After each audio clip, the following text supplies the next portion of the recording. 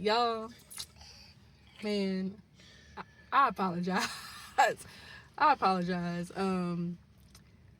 I look back at those videos. The last video we made together was October 2024. So that was over a year ago. We made 3 videos talking about the article at the time was called Satisfied with God, Married, Single, Widowed, and Divorced. And I think we only had one more video that we told ourselves that we was going to do, but we never got around to it. Just my son, y'all. Make the but we wanted to go ahead and run that back at least one last time, because Valentine's Day, of course, is coming. Love is in the air, or not, for some people. And so, yeah, we just wanted to come and talk to y'all, just chop it up a bit. We actually do this all the time. We just sit here sometime after we drop our daughter off, and we'll just be talking about what we studied, what's on our heart, what's on our mind. So we kind of just ushering y'all into what we kind of do as a married couple anyway. So I wanted to watch, because I forgot we even talked about it. It's been so long. But at the synopsis of the last video was, you need to have discipline and you need to have boundaries. You was talking about how when we entered marriage, or you were speaking for yourself, that you didn't have a lot of discipline in terms of sexual discipline. And we were just advising them that, you need to have discipline, you need to have boundaries in your singlehood, so that when you make it to marriage, you won't be struggling, like if you fighting for your life. Yeah, so learn discipline in singlehood before you make it to marriage. But we want to talk about grace. We want to talk about grace, y'all, because in our circle of friends, sometimes they'll ask us like, man, give us some advice on marriage, and what do y'all do? I don't think y'all understand when we tell y'all we've been riding on grace. We've been riding on grace. And I'm going to let you give your spiel on it. All right. First off, I want to say that thank you, my love, for allowing me to speak on your platform. And I think it's healthy in general for couples to have conversations. You know what I'm saying? I think there's a lack of communication in marriages nowadays. I don't think couples are talking enough. And then I don't think they're really talking enough about the right things. You know what I'm saying? I think my wife and I, daily, we have some type of conversation about God's word and what we read. Mm-hmm. It'll just be a general conversation. It won't be, it ain't nothing crazy deep. It ain't nothing like we sat here and both wrote articles or something and we talked about it. But it's more so just, hey, baby, what you read? And then, I expound on what she read, and then I tell her what I read, and I expound on what I read, and so on and so forth. But back to grace. I think a lot of times, a lot of people got advice about marriage, and some people even, feel like they got all the right answers and things of that nature. But the truth is, you got to give credit where credit is due. And when it comes to marriage, the truth is the credit is due to God. Yeah. That's the thing that's keeping you from messing it all up. Yeah. It's His grace keeping you from messing it all up, and also His Holy Spirit. It's the thing that has to guide your marriage. I think a lot of times today, how can I put this on? Everybody's looking for, man, what's the secret recipe? Yeah. You know what I'm saying? We're not gatekeeping. We tell y'all today, listen up. It was grace. Yeah, it's nothing special that we're doing, but I do think that it's important that we are drawing nearer to God. Yeah. And I think that's what's helping a lot.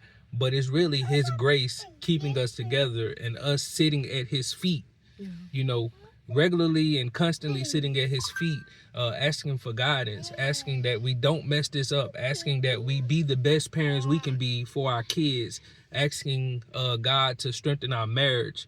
And he's just gracing us through this thing, because honestly, at the beginning of our marriage, we barely read our Bibles. That one little Bible verse. If you got a Bible app, you know what I'm talking about. They give you that one little Bible verse, and I would read that verse while I'm eating a Nutri-Grain bar on the way to work, and I'd be like, all right, got my word for the day. And the only time I prayed was at night when I'm getting ready to go to bed. Lord, thank you for the day. Let me lay down and get good sleep and wake up to another day. So when we talk about grace, like, even for us to say that now we have the knowledge because the Lord drew on our hearts to draw closer to him. But I mean, we were believers, always been believers, but there's a different level that the Lord will, I feel like there's always a different level that the Lord is calling you up to. But for me personally, after I had our daughter, I just felt the Lord calling me up to a different level of dedication to him. And in doing that, I have viewed marriage differently. I have viewed my husband differently. I have viewed everything differently. And I'm more intentional about praying for our marriage, praying for our children and things like that. But even that was a grace. Like, for God to call you into him and then you answer that call. I was blind. I mean, calling myself a Christian, was a Christian, did believe, but the way that I'm devoted now, the way I read the word now, the way that I pray now, God has graced me to get to that level. I was not there when we got married. And that's a grace. So in that time period where I was just reading a Bible verse, one verse in the morning, same for you, we wasn't in the word like that. Like, be for real. We was riding on grace, period. And we're still riding on grace. So as you were just saying, like, people want to know, what's the secret recipe? What do y'all do? Man, grace. Even us being together is grace. I was talking to you yesterday about a guy that was trying to talk to me while I was dating you. And the guy was wondering, like, why I wouldn't go out with him or why I couldn't date him. And I was like, well, I'm actually with somebody now. He was like, it can't be that serious. Like, you date? Yeah, it's that serious. I didn't know. He was like, I didn't know you was looking for something like that. And I was like, I wouldn't. It just happened. So even us coming together was a grace. I wasn't looking for marriage. I wasn't looking for a relationship like that. I was only 21 when I met you. 21, 22. 24 when we got married. I wasn't looking for that. Not for real. So even us being together is a grace. So yeah. And that's another good point. Like she said, initially when we met, we was not that serious spiritually. You know what I'm saying? Like she said, she was reading one verse a day, and that's probably better than me. You know, I'm lucky if I was opening my Bible initially when we got married. I'm glad for the grace of God for us to grow. And then that's another thing you got to understand too, that American Christianity is dangerous. It's dangerous in the sense that all you think is, hey, I just go here on this, I go to church on Sunday, and I catch a Wednesday every once in a while, and that's sufficient. Mm-hmm. That's enough for me to grow closer to God, because that's what's being taught in American Christianity. But in true Christianity, you have to be the church. Yeah. You know, in true Christianity, you have to draw near to God every single day. You have to make it your goal to draw near to God. And I think that's what's really strengthened our marriage over time. Because the love I have for Quintella now is far stronger and far more bonding and powerful than what I had for her, say, 13, 14 years ago. You know, our love surely has bloomed because we've drawn nearer to the person who created marriage. Yeah. And I think that's what's important, getting closer to the one who created marriage. And I think that's why that's why I think that from a statistical standpoint that marriage has a 50% divorce rate in the church and outside of the church. Because in essence, American Christianity is dangerous in the sense that it makes you think that you're living out good Christianity just by coming to this building every Sunday and doing a little something every once in a while on Wednesday. It makes you think that that's sufficient and that's good enough for God and that's good enough for development in your life. But in essence, it's not. Yeah. It's not going to sustain you. It's not going to keep you, and it's not going to strengthen your marriage, and it's not going to help y'all to love one another and to tolerate one another and to just be good husband and wife. It's not going to benefit you just doing enough, doing that little bit, that hour on Sunday of singing some songs and hearing a sermon, and that 30 minutes on Wednesday of hearing somebody, talk about a verse in the Bible. It's not enough. It's not gonna cut it. I think that's spot on. Like, I really believe if you're looking for marriage, and the best advice I can give, like I said, the first thing, number one, just know this is all on grace. This is all on the grace of God.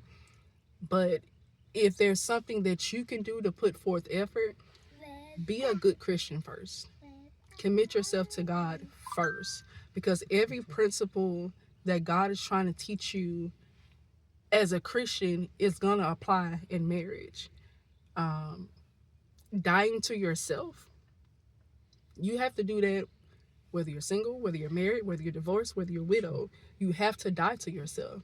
And so when you apply and bring that concept into marriage, if I'm dying to my desire to go against my husband being a leader, if he's dying to his desire to throw around his power and to force me to do stuff, we're denying ourselves. And because I love him, I will deny myself. Just like Christ so loved the world that he denied himself. He denied his deity to die for us because he loved us. Likewise, in a marriage, die to yourself.